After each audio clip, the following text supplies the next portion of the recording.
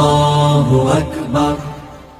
কোন ব্যাংক প্রথমবারের মতো ইসলামী শরিয়া ভিত্তিক মোবাইল ব্যাংকিং সেবা ইসলামিক ওয়ালেট চালু করেছে?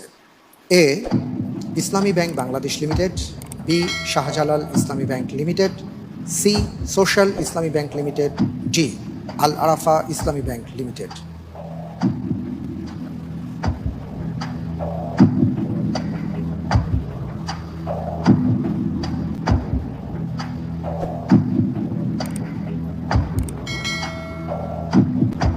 সময় দ্রুত ফুরিয়ে আসছে। জি, আনসার দিচ্ছি এ Islami Bank Bangladesh limited. Lock করে দিব। জি, ইনশাআল্লাহ। লক করে দেওয়া হোক এ ইসলামী ব্যাংক বাংলাদেশ লিমিটেড।